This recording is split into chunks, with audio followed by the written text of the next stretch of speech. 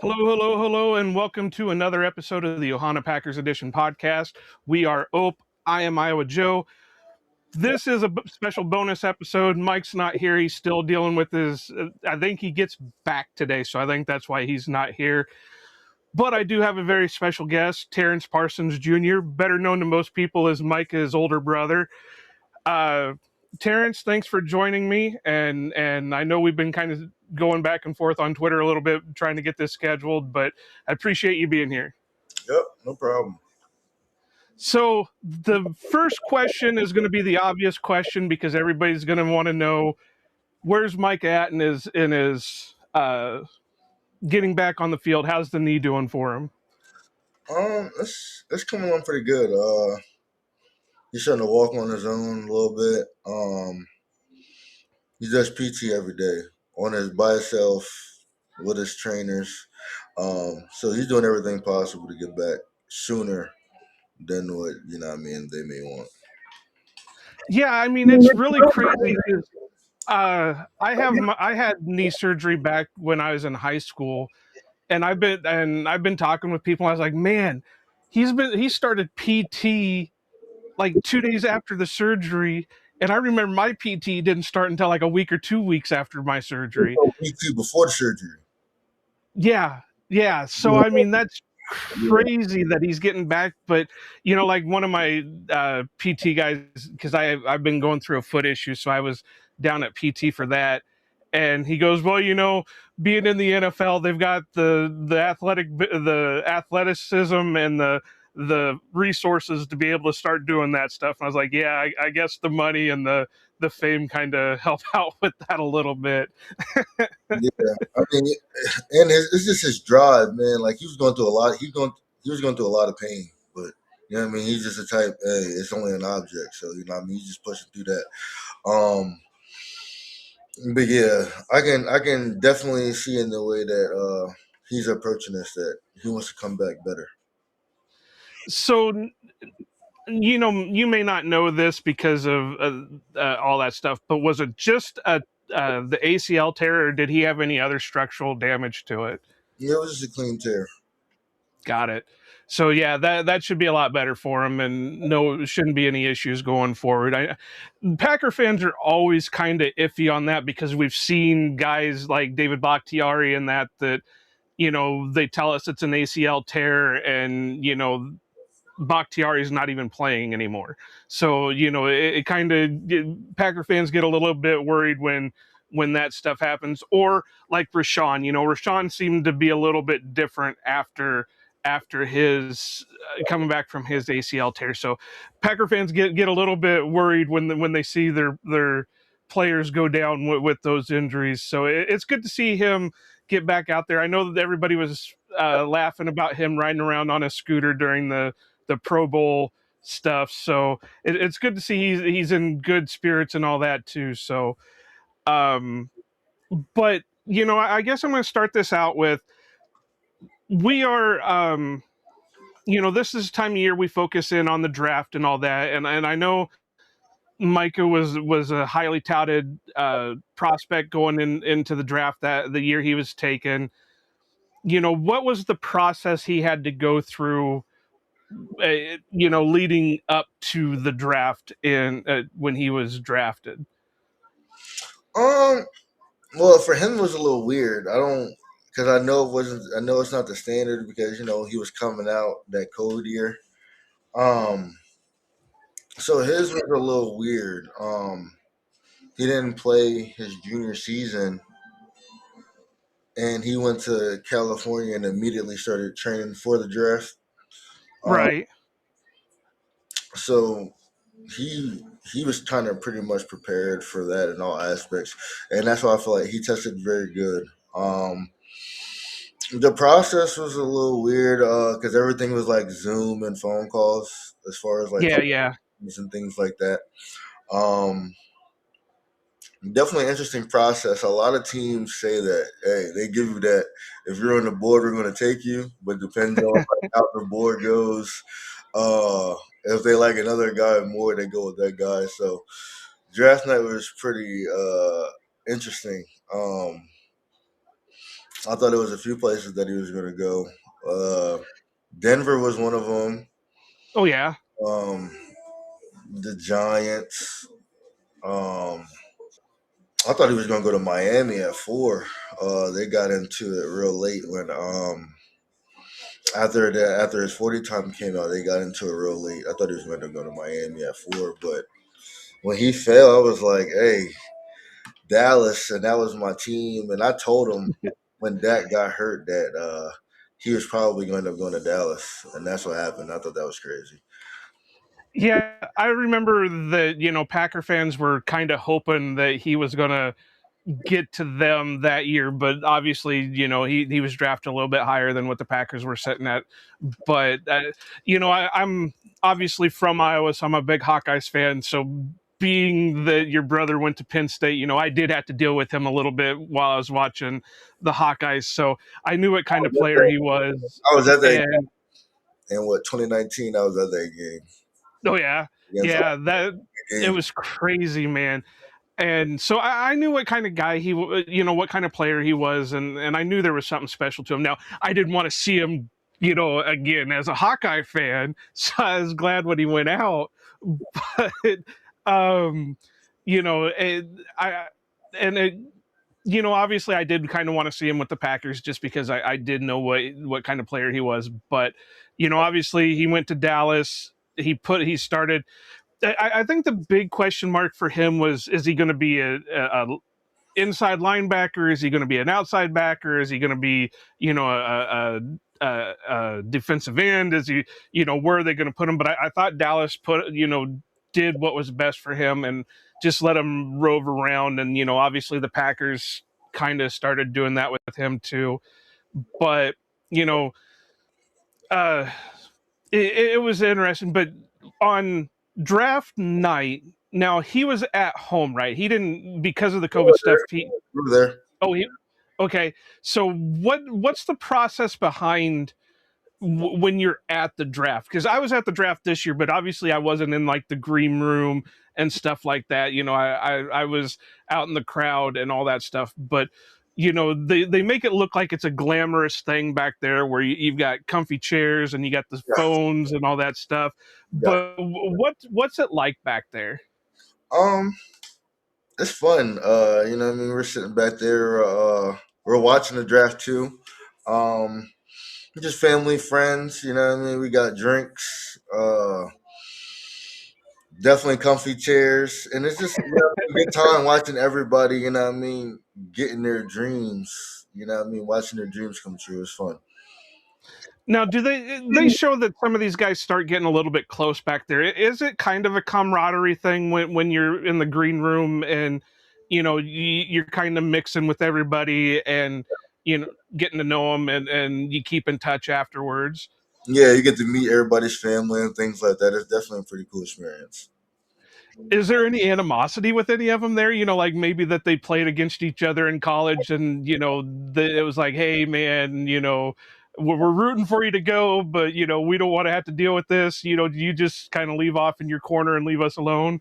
Honestly, the way that what I mean high school sports and things is now, I just feel like if you go to those camps, I feel like unless you know what I mean you don't like each other from the rip, um, most of the guys are friends because they've played together or like what I mean went to the same camp since they were Yeah, 13, 14 years old. So like a lot of these guys already be friends. got it. Yeah, I mean, I wouldn't imagine. I mean, every once in a while you hear of players who didn't get along throughout the years, but it's very rare. But like it makes you wonder that like I've got a picture on my wall, an autograph picture of Brian Bulaga when he was at Iowa, and then in the picture it's JJ Watt. Well, where he's going up against JJ Watt. So I wonder sometimes if that happens in the green room where they're kind of ribbing each other on, hey, I could have got you on that play, or I, you got lucky there or whatever. So Oh yeah, that happens when they get together like in the NFL. You know what I mean? So like, yeah, it's definitely fun, man. Draft night was definitely a great night for sure. no, I was trying to do a deep dive on you, and obviously, you got you're the older brother, but your younger brother kind of overshadows because of what he is. But did you actually play too? Yeah, yeah. I played football. I wrestled a little bit of basketball. We were growing up. My dad had us play a lot of different sports. Yeah, I ended up selling wrestling and football. That was my those are my go tos for sure. Did you get into college too? Yeah, I did a little bit of JUCO. Yeah. Where'd you go to JUCO at? Uh, Thaddeus Stevens. Gotcha. Yeah.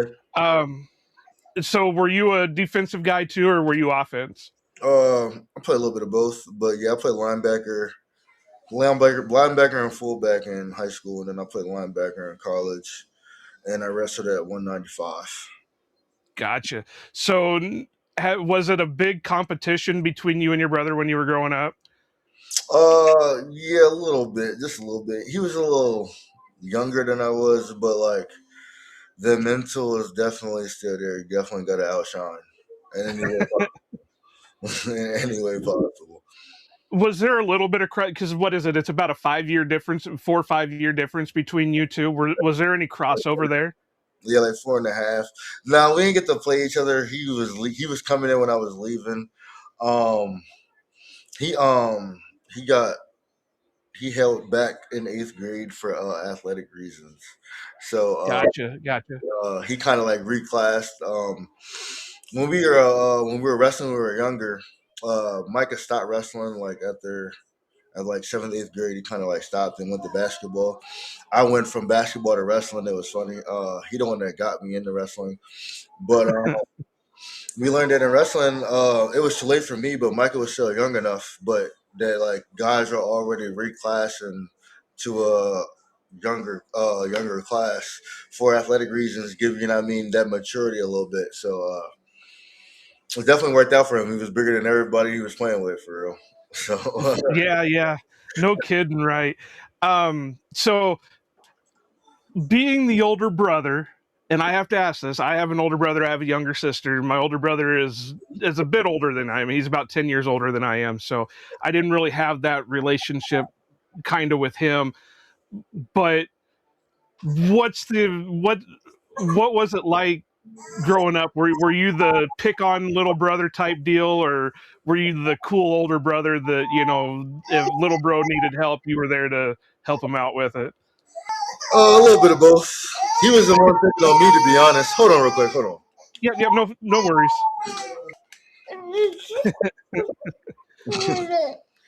No worries. Mike has kids too, so we go through this a lot. All right, but where were we at?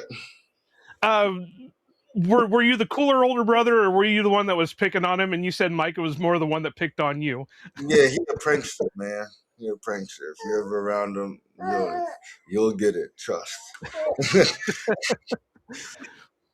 So, with that being said, are there any embarrassing stories that you could like throw out there that'd be like, Micah, I got this on you. You might want to cool your jets a little bit. None that I can speak on. That's good. That's all right. So obviously you guys grew up in a household where your dad was, putting you in all kinds of sports and all that. And when did you realize Micah was going to be, what he is now? Was there a moment where you're like, man, this kid's going to the show. He's going to be a top guy in the league. um, Freshman year at Penn State. Freshman year at Penn State, I knew he was gonna go to the NFL. Sophomore year, I knew that he was gonna be special. Yeah. Yeah. Um, yeah, when I seen that jump from freshman to sophomore year and what he was doing, especially his last college game, yeah, I knew he was gonna be special. And did he realize it, or was he just out there grinding and that was just, the side effect of him grinding? Or did he have it in his mind that's what he was going to be doing, was he was going to make it to the NFL hook or by crook? Yeah, he had that in his mind from a kid. that was, I mean, obviously that's something that, I mean, everybody talks about. But I think from like high school, from my high school junior year on, he kind of like locked in. Like, yeah, I know this is the way. Was he heavily recruited? Yeah. Well, he got his first scholarship after freshman year from Penn State. Oh, really? He was hooked on with Penn State from freshman year. Yeah. Um, Oh, yeah, that ended up, yeah, that was his first D1 offer, and then by his junior year, yeah, they were rolling in. well, it's too bad he didn't end up in Iowa. Then I could have said, hey, I watch that guy every Sunday or every Saturday. He was supposed to be at Ohio State. It was going to be worse. Oh yeah.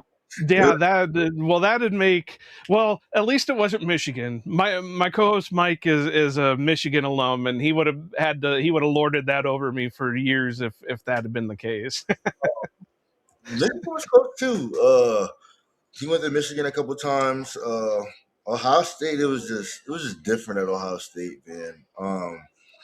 And then they had Bosa, Chase Young. It was gonna be Micah, Chase Young, and Bosa on the same defensive line. That'd have been disgusting. Yeah, that'd been sick. That wouldn't have been fun. Um, uh, so was he always? Because I think I read something that he was a running back for a little bit in high school. Yeah, he was running back all his life. Yeah. So when did he decide to switch over to full time defense and be a wrecker that he is? Uh, he never. It was decision was kind of like made for him. Okay. Never really wanted to give that up. Like running back was like that was his first position. Like he was always the biggest, fastest player on the field. Um, and freshman year, varsity, he wasn't able to play freshman offense varsity, but he was able to play freshman defense varsity. Uh, and that's just where it took off from there. Micah's very first game as a freshman, he was the second string. First string got hurt. He came out at halftime, ended up getting 3-4 sacks, blocked a punt, returned it for a touchdown in overtime, won his team the game, and it was kind of like all she wrote from there. And he didn't get to play varsity running back again until he changed schools in the middle of his junior year, and that team was what I want to say like a 4-3 team, 4-4 team. He joined that team and took him all the way to the state championship. Man, that's crazy because I don't know how that is because my school, it's so funny. When I was in seventh grade, they were okay. The varsity team was okay, but then they didn't win a game again until I was a senior in high school. Like So I, my high school was pretty good at sports, in all sports really. Especially when I was in high school. well, you got to realize I've come from a small farming community. Yeah, so football isn't really the the main thing for the school. They were pretty good with the softball teams. They won state a couple times with softball, and they were a big wrestling. You get them farmer boys out there in wrestling, and they were pretty big in that. But and then we had some track and field guys that were pretty good. But yeah, football was second thought to everything else. So they had a hard time even fielding teams a lot of times. But Man. um, yeah, and of course, the year that I decided to play is the year that I ripped my ACL, and I only got to play like a season. So, Uh, I didn't even get to do any of that. Um, but so Micah gets in the league. Obviously he takes the league by storm. He's doing well in Dallas. We'll jump ahead. Obviously, this last year was kind of the off season was a little bit hectic. You know, hoping to get a long term contract with Dallas, but things kind of go sour. What was kind of, obviously you can't say too much because, like I said, I don't want to get Micah or you or anybody else in trouble, but what was really going on I with mean, that situation. thanks to the media, everything pretty much got put out there. Like, you know what I mean? Um, because, you know what I mean, it was just a weird situation. Um, Pride, I would say, just pride. And obviously Jerry's an old school guy. I mean, he's an 80, 90-year-old guy, and he's used to doing things back in the 70s where it was a handshake deal more than it was we don't want to get this involved, we just want to get this worked out man to man and all that. But and from Micah's point is he wants to get as much money as he can because he knows he's worth it, which he is worth it. And that's just not what Jerry was. And I saw something on, because like I said, I was kind of going through your Twitter a little bit, and you know he overpaid for a lot of the guys that are on the team, and then when it came time to pay, and you had a good analogy for that. You pay your rent, you pay your lights, but you don't, or you pay your lights, you pay your water, but you don't pay your mortgage. And then you're wondering why your lights are and your phone's on, but you have nowhere to go. And so, when did it become clear that Micah was just done with Dallas? He never was. Um, it was one of those things where it was just, it just turned into, I just want to be respected at the end of the day. I think that's where the relationship got to. Because yeah, I mean, in the beginning they were friends. You know what I mean? Like him and Jerry were pretty. Right. Uh, and I just think that Jerry just took advantage of that relationship a little bit. Um, and Micah just, you know what I mean, just came to a point where it's just like, I want to do what's right for the team, but also got to do what's right for me. So yeah, man. At the end of the day, yeah, I mean, just negotiate with my representation. I think Micah knew that he did his agent a disservice by talking to Jerry that very first time, and he just wanted to correct that. Like, you know what I mean, let his agent do his job. And you know what I mean, Jerry just took offense to that.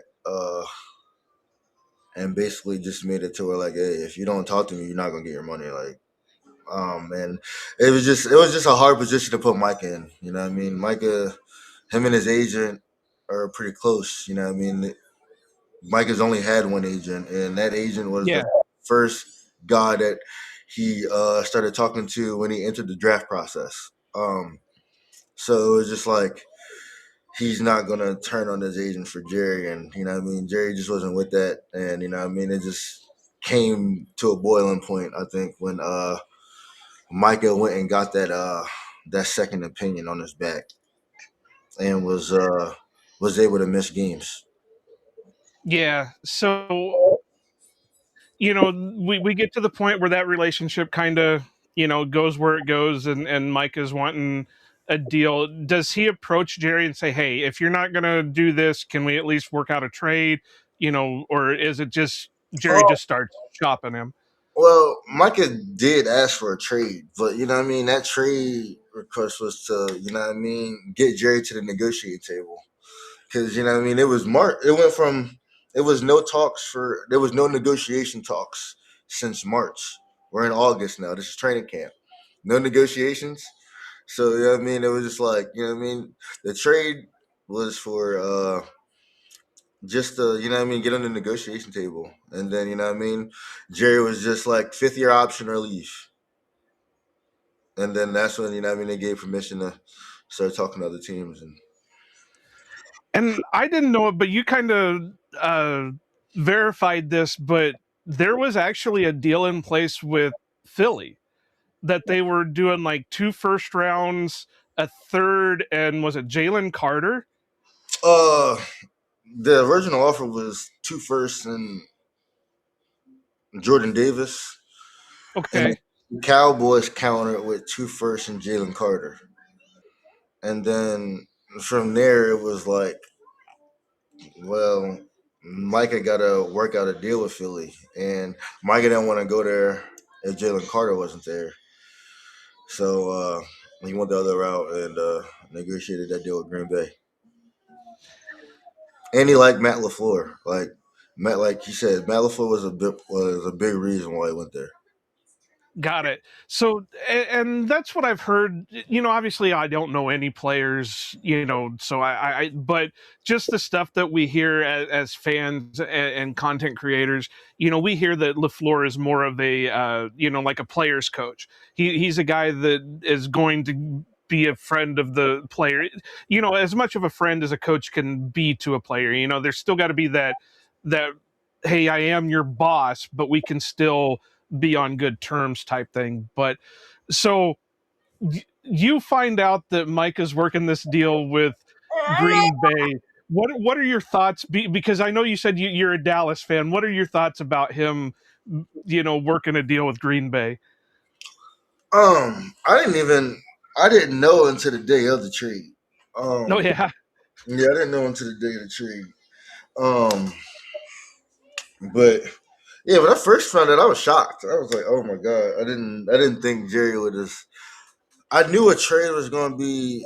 I was just telling him too. Like, I knew a trade was going to be realistic once.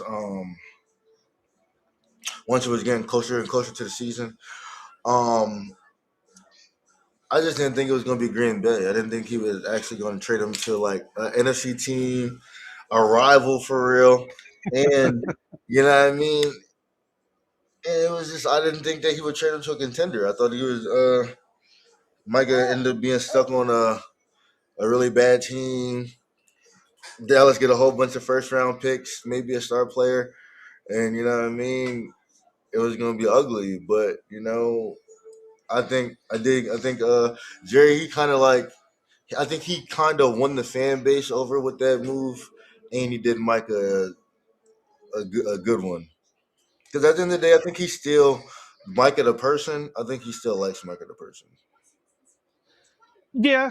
I think the Packers did win the trade out, fully because no disrespect to like Kenny Clark, but Kenny is, kind of on that slide where he's getting there up in age, and there's even rumors now that Jerry could end up cutting him, for cap release, and the two. I've put the trade off as, and you're a gamer, so you'll get this a little bit. This is like when you're playing franchise mode on Madden, and you're trying to get a star player like that, so you just start throwing random picks out there and players, and how the meter says, well, they want a defensive tackle, an offensive tackle, and this. So you're like, okay, well, I got this older guy that got contract, and so I've put it up as a Madden style trade. But out of it all, I think the Packers, even though Micah did go down towards the end of the season, what he was doing before the injury was night and day compared to what the Packers have had in a long time. Yeah, yeah. When I seen y'all hadn't had a 10 sack guy since Darius Smith, I said, "Oh my gosh." Um, and I definitely think the Packers won the trade. The Cowboys have like the possibility of making their team better. That's what I said. I think it was definitely a win-win. Um, the Packers get a guy, a premier Hall of Fame pass rusher that you know what I mean. They could essentially get two contracts with. That's almost unheard of. Um, and you know what I mean. The Cowboys got a bunch of picks that you know what I mean. They could trade for a guy like Quentin Williams, and you know what I mean, make things better. I just sucked for me. Um, I imagine as a Cowboys fan. it just sucked for me seeing that, you know what I mean, we got Quentin Williams for a first round pick. So like if you had paid a Micah Parsons and you know what I mean, you decided not to sign those defensive backs that Micah got paid and you know what I mean, you did better with your cap and your money, you could have had a Micah Parsons and a Quentin Williams. Now that's, you know what I mean, something to really build on and, you know what I mean, something that you can really work with the offense that you have. I don't see a defense for Micah Parsons and Quentin Williams giving up 31 points per game when you're all Right. 29, you know what I'm saying? So that's just where I was just at with it. I was just like, for years, Micah asked for a defensive tackle to help with the run game. And for years they neglected it. Yeah, they drafted Amaji Smith, but you don't draft a rookie to do a vet's job. And that's all I kept saying. You know what I mean? You don't draft rookies to do vets jobs. You want guys to come in and do what you pay them for. So, you know what I mean? You go get a vet. They never did that. And, you know what I mean? They paid the price. And then they wanted to prioritize the position when trading Micah, though. That was the craziest part to me. And now their biggest need is an edge rusher. Linebacker. I mean, it's just like I was just saying, like Mike is the type you build a defense around, and they just never really did that in 4 years. They never really did that. And it seemed like the Packers already had that base established when they brought in Micah. Yeah, So it was already like we've pre-built this, and we just need that premier guy. yeah. I do love the fact that one of the first people that he said he was excited to play with was my boy Lucas Van Ness. So what does, or maybe or don't, what is Micah? What made Micah think that highly of Lucas? What's he seeing that he can say that's a guy I want to play next to? I would assume his size and speed. You know what I mean? It's not too many guys that you know what I mean that size can move that well. Um, like Micah, you know what I mean. And I just think, you know what I mean, that's a guy that he kind of like got there and kind of like bonded with quick and was able to, be like, hey man, like let me help you and bring you along.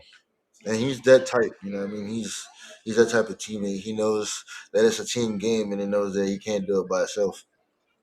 Yeah, and I saw earlier that he had Baron Sorrell out there working in with him and that. So that Too. who's that? Him and Baron are pretty close too. Yeah. Well, Baron seems like he's got a lot of the same.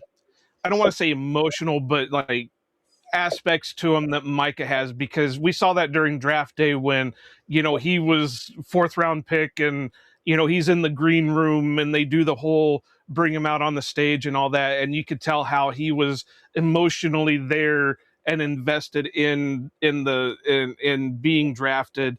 And you could kind of tell that with Micah too, when he was obviously when he runs out on the field in his first game with Green Bay. I don't think I've heard Lambeau that loud in a long time. Were you there when he played in the first week? No, I wasn't there. That was too soon. But yeah, I was watching it on the TV, and I was like, yeah, they love him. That's all. I Yeah. mean, that's all I cared about. So have you been up there since he got traded? Yeah, I love it out there, man. I love it out there. Good times, good people, good vibes. Um, Okay, well the big question is, have you had cheese curds yet? no, I'm not really big on cheese. Oh man, come on now. I ain't really big on cheese, but I definitely had some good food out there though. I have had some good food. Well, I'm going to give you a recommendation the next time you go up there, and I hope they hear this so they know that I was the one that sent you over there. There's a place on Broadway, which isn't too far from the stadium. It's called Cheesesteak Rebellion. It's a Star Wars theme restaurant and bar, and they have some of the best cheesesteak you ever wanted. Bet. So, you go up there and you make sure you tell them that I sent you over there. That way they can send us a sponsorship or something. Yeah, I'm so excited, right? But, so was it kind of a culture shock though, being that you come from Dallas that are a couple million people to Green Bay that is maybe 160,000 people? No, not really, because I was gonna tell you, like, we came from a small town, kinda like a small. Okay. Um, I think the city that we came from, I think Green Bay might be a little bit bigger than that. So, um, it's just, you know what I mean, our city, where we're from, they were big. They were pretty big on sports, all sports really. Wrestling was always a big one too. Yeah. Yeah, I'm definitely good with that. PA man, PA and wrestling, man. Um, so definitely not a culture shock. It was something that like we were kind of used to, especially you know what I mean. Micah, he went to Penn State, so it was just like Yeah. like similar vibes, really. Um, so like, you know what I mean, that was part of the reason why he went there too. he chose Green Bay because he heard serious about football, man. And that's all he want to be. He just wants to win. Yeah, yeah. Well, we all want to win too. It's been 15 years since we got that last championship. We need one coming soon. But so you know, when the news breaks that he's getting traded to Green Bay, were there any players that reached out right away and said, "Hey, we're happy to have you got you here." Who were the first ones that kind of reached out to Micah on that? Uh, I have no idea. I would assume it was probably Jordan. It was probably Jordan. That's probably, Yeah, I think it was probably Jordan. I could see that too. Yeah, Jordan, that was his guy before the trade. You know what I mean? The agency that they are a part of, they kind of get those guys together a pretty good amount. So it'd be good. It'd be good. You know what I mean? When they do orchestrate, like I think he was instrumental in getting that trade done for sure. The agent David, I think he was instrumental because Yeah. Uh, the Packers so Packers pretty good organization. I didn't know too much about the Packers before, Mike got there, but being here now, yeah, I like the organization for sure. I've grown up in it. I don't think a lot of people know my backstory with it, but I have family that are about an hour south of Green Bay. So when I was a kid, we'd go up, see the family, and then we'd take a trip to Green Bay. So it was always I kind of, or I'd be in the house and Grandpa would be watching the football game, or something like that. So I kind of grew up with Green Bay, and that's how I got into it. So but it's the reason I was wondering about the culture shock is because the town that I'm in and grew up in is about 900 people. Oh I man, grad, yeah, I graduated in a class of 48, and that was considered big for our high school. So going to Green Bay is like, it's something that small. Yo, that's crazy. yeah. So going to Green Bay is like massive, man. That's like that's big city to me. Yeah, they sound like Tucker Craft. Pretty much, pretty much. Only we don't get as bad as snowstorms as where he's from. Um, so obviously you guys were with dealing with the Pittsburgh weather and that. Is it kind of different with the snowstorms and that they get in Green Bay, or is Micah kind of adapted to that? Oh no, that cold out there is different. Cold out there is different. It's different only because you got that wind. Yeah, and you got lake effect. Yeah, Yeah, like that wind, man. That wind is. I tell people all the time that wind is cutting. It don't matter what you wear, that wind gonna get you. Um, yeah. So, uh, and it just randomly snows. that's the joke that we have here in Iowa too. That is, if you don't like the weather, wait 5 minutes and it'll change. Like, So, yeah, but uh, obviously now the Packers have had to bring in a new defensive coordinator, and that because Jeff Hafley obviously deserved to get a head coaching job. I wish he would have been able to get a better one than the Miami one, because I think Miami's kind of not in a good position right now for an organization. But I wish him well and all that. Has Micah talked about how he's feeling with Jonathan Gannon being brought in, and is he pretty excited to work with his new head defensive coordinator? I haven't talked too much about it. Right now, I think he's just so focused on getting back. Getting back. Yeah.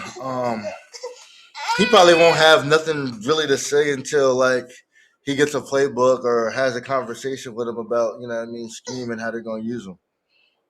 Right. Does he have any preference on what kind of scheme he plays out of, whether it be a 4-3 or a 3-4?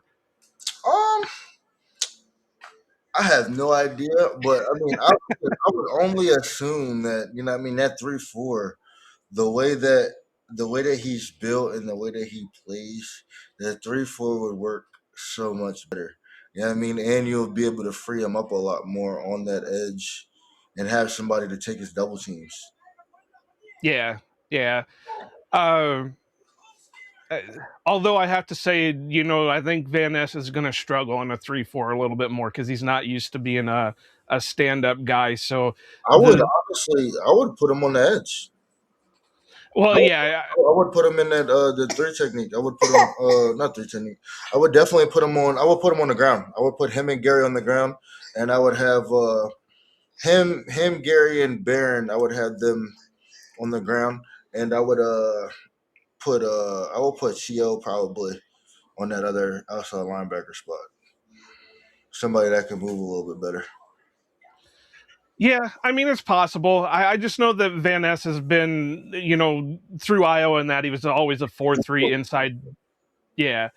So not that he's not athletic enough to be able to do whatever they ask him to do. I think his better spot would be that defensive tackle in a 4-3, more an interior guy than an edge guy. But he's been able to have, we were pretty excited about him this year because before the injury he was looking pretty good, and obviously Micah helping him, he's been able to kind of fit better into what his abilities can do. But um,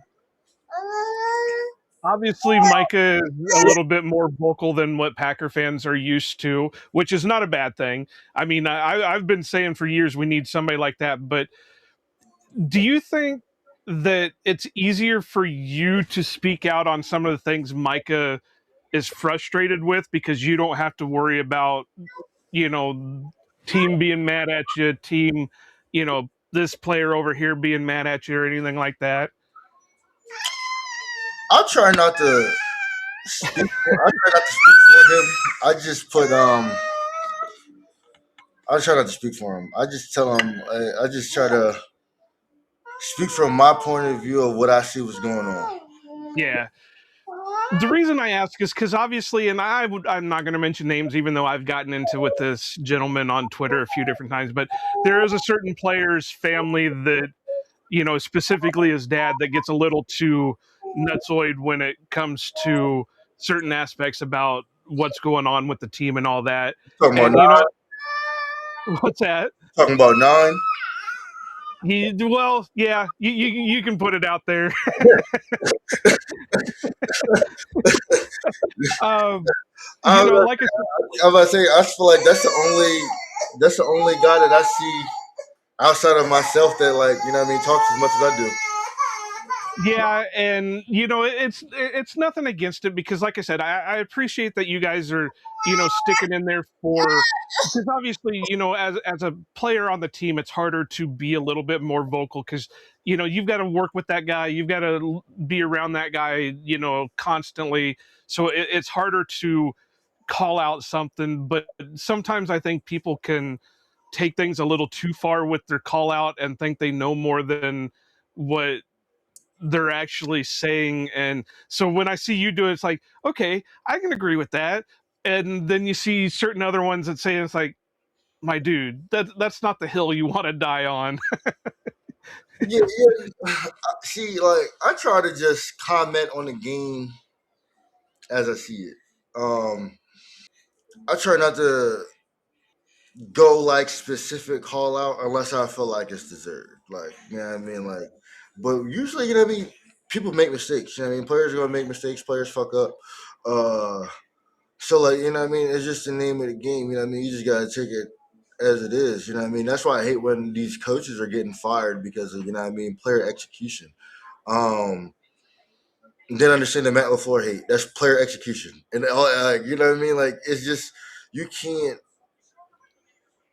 control certain things. Even as a player, you can't control certain things. Things are just gonna happen. You know what I mean? Games moving too fast. Things are just gonna happen. Yeah.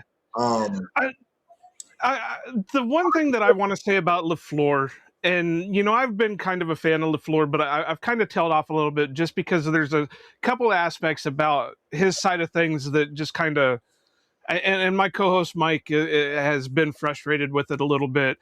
The common joke that I have on this show is that it seems like Matt plays like he only has a certain amount of points he can score in a season. And by that, I mean, it's like, okay, well, we can only score 600 points in a season. So we've got to limit how many points we can score per game. to come in under that 600 points, because we've seen when he lets loose on the playbook, we've seen what Matt LaFleur can put out there.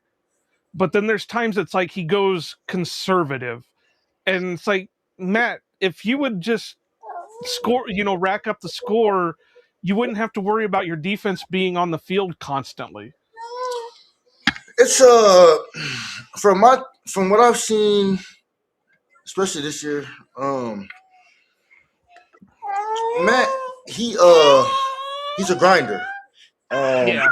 When I was talking when I first had a conversation with him when I went to Green Bay, right after the trade, we went out to Green Bay and I got to meet him and things like that. And just talking to him, I can just tell he's a grinder. He's the type that he doesn't usually take days off. He's gonna be in there. He's gonna be watching the film, and you can just tell he's an overthinker. So you know what I mean. Yeah. When you overthink it, sometimes you know what I mean. Hey, it can hamper you a little bit. But I'd rather have that overthinker who's prepared for everything than the guy that's not going to be prepared. So, and what I've seen is there's just been times this year where he doesn't trust the O line, and I'm inclined to, you know what I mean, to do that. You know what I mean, watching the games, and you know what I mean. You can even tell in the pressure, like he's not trying to call nobody out, but he's like, bro, we have to block who we're supposed to block, and it's just that we have to block who we're supposed to block. He doesn't want to call nobody out, but it's really that simple. You have to block who you're supposed to block. Right. And I kind of felt like, and where I was going with the Micah thing was, I felt like Micah was kind of doing that in his own way too, with some of the things that he was saying a little bit where, and this is just paraphrasing on one where, if I'm, I'm the guy. What's that? I did a video on it. Yeah, I did a video on it. Yeah, but so I know what you're saying, like, and like a lot of people took it as like, you know what I mean, him calling out like Rashawn Gary and things like that. But it was just like, it wasn't a call out. It was more of like as a team, like this is what we need to do to be successful. We can't get tired. Hey, on defense, if we got to play 80 snaps, we got to play 80 snaps. Hey, we can't bitch and cry about it. We gotta make sure we're preparing our bodies to go out there and have to do it. Because when the game's on the line and we need to get that stop, we got to be able to get that stop if you want to go to one you want to go to. And it's just like, you know what I mean? That's just where he's not calling nobody out. He's just calling the real of the situation. Like a lot of times this year in the fourth quarter, yeah, the offense can't move the ball. We got to keep going back out there. But going back out there, we can't give up 21 in a quarter. We can't give up 2 touchdowns in a quarter. You know what I mean? We got to be able to limit those points. I just think in certain games, we just weren't able to do that, especially when Micah went down. I felt like outside of a couple of games that we didn't finish when Mike was on the field, I think it came like more towards like special teams than anything. But you got to get the stops. You got to get the stops. You know what I mean? Yeah. Hey, we're not supposed to let Cleveland score that touchdown. You know what I mean? It's like you got to get the stops. You got to get the stops. So, you know what I mean? You got to train for that in the offseason. And that's one thing I'd tell people about Micah. Like, yeah, he may talk a lot and like he may do or say certain things that rub people the wrong way or whatever the case may be. But at the end of the day, I watch him not take days off. You know, even on vacation. You know what I mean? He's gonna go get his mile or 2 in. You know what I mean? He's gonna hit the gym for a little bit. And you know what I mean? He gonna get his workout in. He's just never a day where he's not doing anything. Even during this injury now, you know what I mean? During my birthday, you know what I mean? He dipped off for a little 45 minutes to do a little workout. And you know what I mean? Hit the sauna real quick. He's not taking that time off. He's know what he's grinding for. And you know what I mean? If everybody had that same type mindset, hey, this is what we're grinding for, we're gonna be successful. And I think that's all he was trying to say, like, and that's why in the interview I pointed out, like, hey, like, yeah, he's saying this is what we have to do. He's putting himself in it. This is what we have to do. And you know what I mean? He's gonna bring up his side. I can't wait to see like when he can actually start doing field work and who's out there with him. Yeah, and I felt like he was calling out more than just Rashawn. I mean, Rashawn was just the easy target on that, but I think, like you said, it was more of a general we need to do it more than it was a full out this specific person needs to work on this, this, and this. But overall, I think Packer fans aren't used to that type of person, so we're trying to read more into it than what's actually needs to be there because we're not used to vocalization. So like when Zadarius Smith was here, that was a little bit different for a lot of Packer fans because we weren't used to the the the how do I want to put that the emotion in the talk and stuff like that. We're so used to coach speak and that type of thing when it comes to interviews that we've got as fans we've got to readjust to what we're hearing from players. I mean, yeah. I mean, I feel like you should want to hear from your best player, regardless of from your favorite player, regardless of like, as long as they ain't got nothing negative to say. You want to you. I feel like people want to see and feel that emotion after losses, after wins, and Yeah, things. yeah. Yeah, I mean, what they saw out there. And I mean, Micah, he's never really been the type to hold back of what he thinks. He's just never been that type of shit. Me, I'm kind of thoughtful and planned out of what I'm going to say. He's like, he's just always been the type that, hey, I'm going to say what comes to mind, and he's just always Me been. and him would probably get along very well then because I'm the same way. As I've gotten older, I got to the point where I'm a blunt person. I'm I'll be 40 this year, so it's like I spent too much time in my youth not saying what needed to be said, so it's just a lot easier to come out and say it than it is to try to think of something to say. Oh yeah, he gonna let you know. Yeah, I mean, so like that's why. Yeah, I mean, sometimes he can run people the wrong way, but at the same time, it's just like Yeah, if he want if you're around him, if you're a team and everything, he only wants you to be great. So you know what I mean. He gonna give you the real. He wants you to be great. He wants you to surpass the expectations that you have for yourself. yeah, yeah, and that's something that the Packers really need to. So again, this might be a question that you can't really answer because you're not in his mind, but I don't know if you guys have had conversations. How did Micah manage to get the number one for his jersey number? Because it's been a non thing for so many years with the Um, Packers. well, he wanted to get 11, and Okay, yeah, Jaden Reed, that price tag was too high, so he was like, and then it was like he was like 0 or 1. I think they were bringing both numbers back or something like that. So it was like 0 or 1. yeah. Neither number has been worn. I mean, number one was unofficially retired because it was Curly Lambeau. Hmm. Zero has never been an option for the Packers, so that's why I said, how did he manage to open up that door that got him and Golden these two numbers that It was weren't like opened up in the 0 past? or 1, and then like he was like 1, and they were like, "Oh yeah, we're gonna make that happen for you." And yeah, I was like, yeah, that one definitely gonna look good, especially what I mean, you take the 1 off 11. Yeah, that's the only thing that makes sense, baby.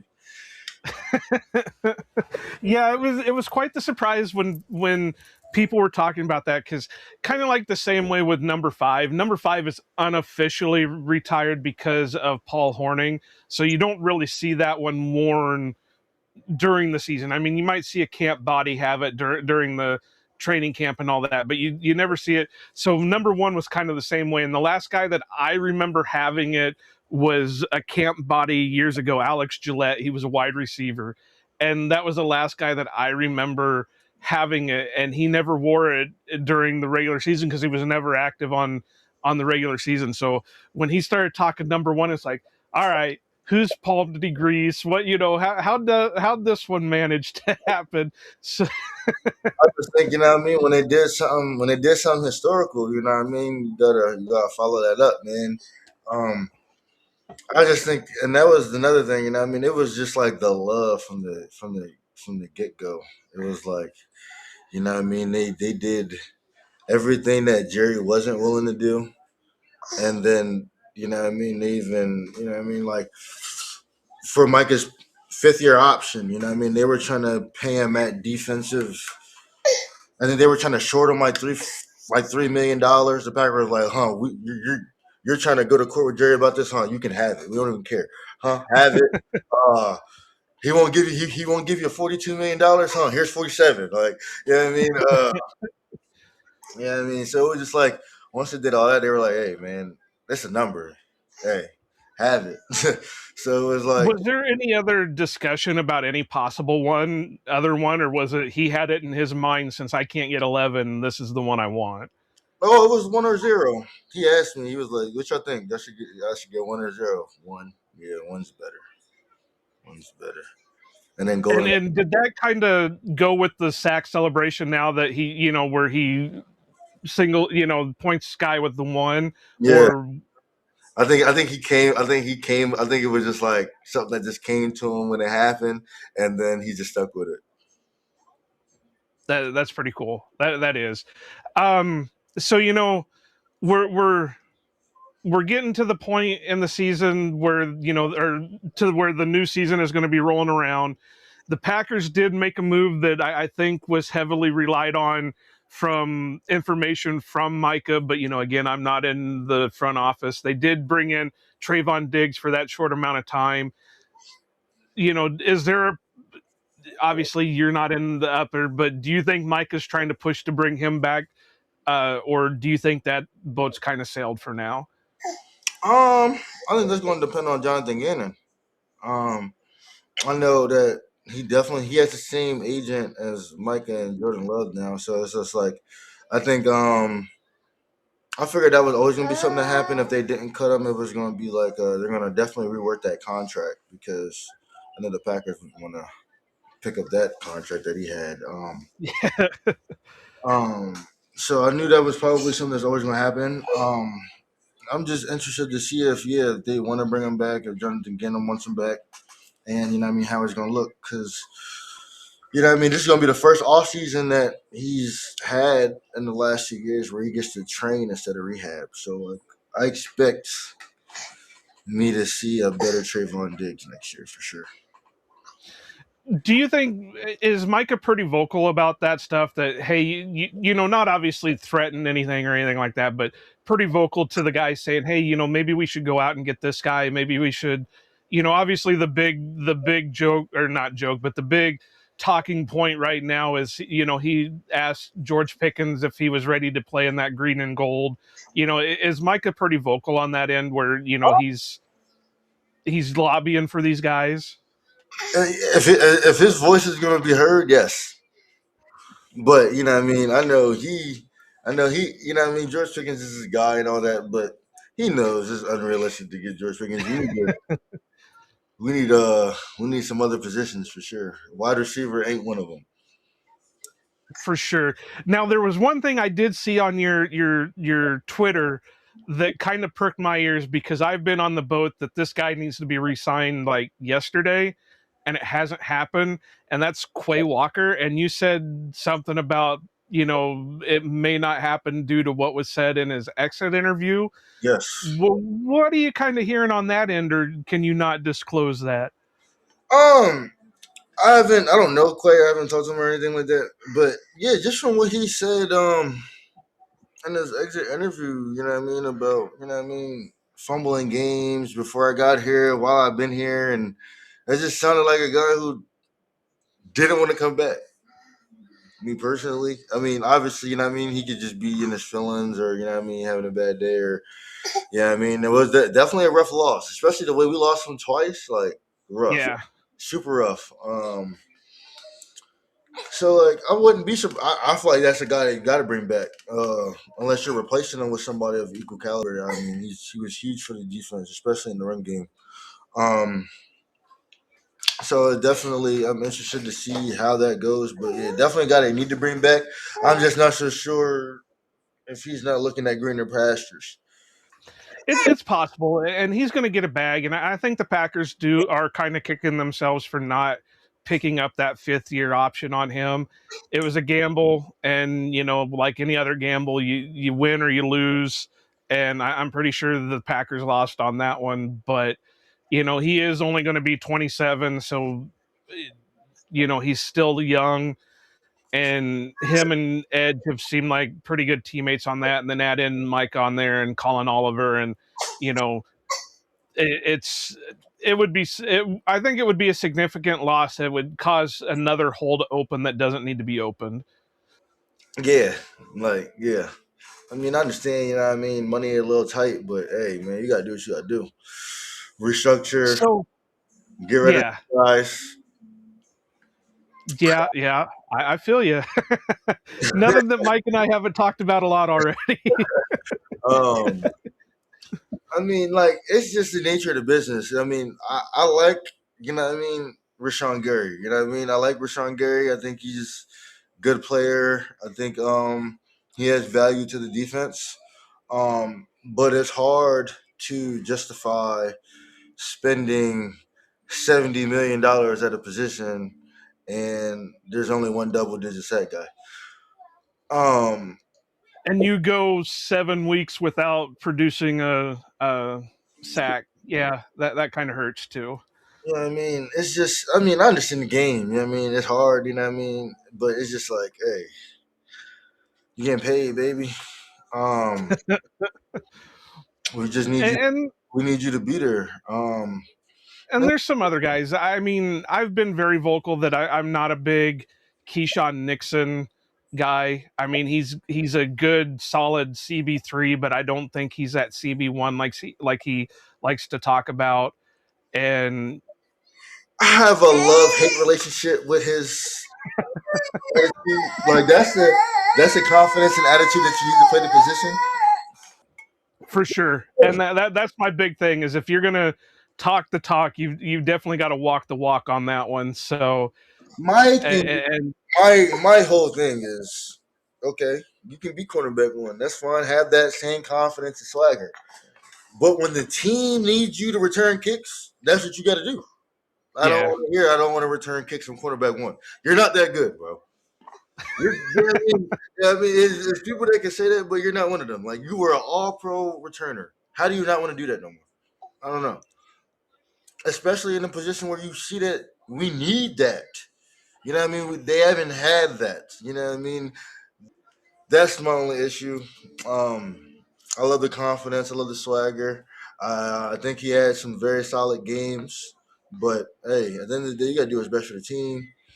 Um, if that was your value that they even brought you in for, you weren't coming here to be cornerback one. You came here to be a kick returner. So it's just like, yeah.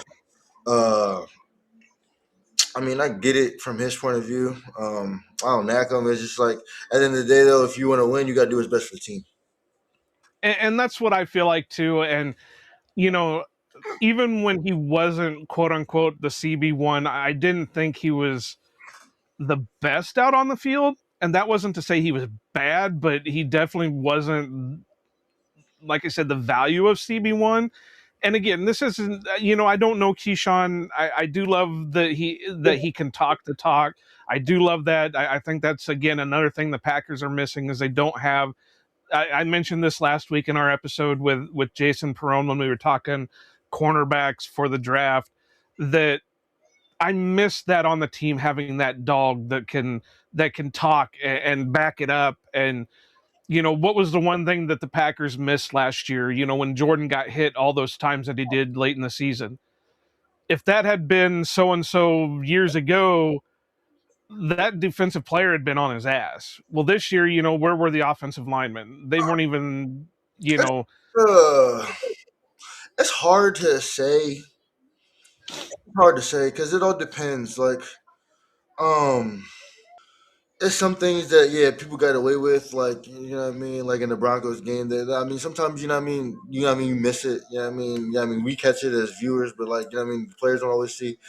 But like at the end of the day, like you don't want to come like you know what I mean, Matt Enforcer. Obviously, you want to defend your guy, but at the end of the day, you know what I mean. You want your guys to keep your head because you don't want to turn a bad situation worse. You know what I mean, with a 15-yarder. You know what I mean, like obviously, you know what I mean? If you get it, you know what I mean? Your coach is going to be okay. I understand. But hey, we seen those 15 yards lose and win games. I watched a game this year where the Jets were in field goal position. They got a 15-yard unsportsmanlike contact because Justin Fields, I think he got hit a certain way, and they got 15 yards. Knocked them out of field goal range. They lost by 3. You know what I mean? I've seen it lose games. So it's just like you just gotta. I get it. You want to defend your guy, but hey, sometimes if it's not between the whistles, you just gotta let it go. Sometimes, you know what I mean. I get it's not always a good look, but I'd rather have the cool head out there. I'd rather have the cool head. I don't know, man. I think they need to hire at least one guy that's going to go out there and throw hands. If you hit my franchise quarterback, I'm going after you. But no, I get it. You don't want to cause, but like I said, I'm used to as Packer fans, and not just Packer fans, but fans in the NFL. We're used to seeing the offensive Especially line those protect. fines, man. Those fines is hefty, and Yeah, you yeah, got you got to pay guy, man. Those hit the yeah. pockets. Yeah. So, but are you big into watching like or tracking people for like the draft and that? Is there anybody that you've watched that you were like, hey man, I'd love to see him on that Packers team? um, Cornerback from Texas, Muhammad. I like him. Malik Muhammad. Um, if we actually had to move on from Quay Walker, I would like Anthony Hill. If he was to be around in that second round, if we were to go linebacker or corner, I feel like it definitely should be linebacker or corner in that first round. I mean that second round. Um, I feel like there's a lot of cornerback depth in this draft. I really do want to see us get one in that second round. I Yeah. like LSU, Delane, but I feel like he's gonna go first. Oh, yeah. He's probably going to go in first part of the unless we get the Laramie Tunstall, gas mask bong video drop or something. But yeah, Yeah, he should go pretty high. I feel like he's gonna be a first rounder. But there's a few guys that I see that we could definitely take in that second round at the cornerback position. Yeah, I'm pretty much on the record that I think they're gonna treat the cornerbacks like they've done a lot of the other positions like safety and that, where they're gonna sign one and then they're gonna draft two, and if they don't come out of this draft with at least one, then you got to kind of question what's going on over at Lambeau because I think that was the main thing that hurt the Packers last year was corner depth. That they were only using 2 or 3 corners out of all of them that they had, and it wasn't working for them, especially after Micah got hurt. Yeah, I mean the corner they weren't. I like Valentine. I think. My big knock on him is he's not a tackler. Yeah. It's hard. Hard. I mean, playing cornerback, I don't think people understand how hard it is to open field tackle. Um, but you know, what I mean, he could have easily had 6 interceptions this year, easily. Yeah. Um, I think that's something he can improve on. Um, so I'm interested to see like what his next steps are. I did like what I saw. I even like what I saw from Nixon. You know what I mean? I don't think that he should be one unless he takes another step. Um, but even if they don't draft, if you sign a cornerback one, I'm comfortable with that room. Um, I like Nate Hobbs. I like his exit interview. You know what I mean? He said a lot of real things. You know what I mean? He said he was hurt. It was hard getting back. He said next year he plans on being one of the best players in the defense. Hey, if that's the case, we have a really good defense. And I think a lot of people are down on him because of the big money contract that he signed and then not being able to play, and that those optics aren't good. But I'm willing to overcome that because he was dealing with a lot of injuries. So I always give players benefit of the doubt until they give me a reason not to uh, believe it. So yeah, I feel like he could be something. But the big problem there is he going to be able to play on the outside? or if he is he going to be the nickel, and if he's the nickel, then what are you going to do with Bullard, who really came on last year as the nickel guy? So that's going to be an interesting one when it comes to training camp. Yeah, and the defensive philosophy. I think that's going to have a lot to do with it. Yeah. So uh, we're going into year 2 for Micah being here. Obviously, he's coming off the big injury. Is he shooting for that Myles Garrett record this year, or is he just going to go out there and do what he does? Oh, he's going to shoot for it. He's going to shoot for it. Now, is it going to be obtainable? Probably not. But it's all about the chase. You got to set your goals high. You got to see where you land. Now, we as Packer fans know what we saw on the field.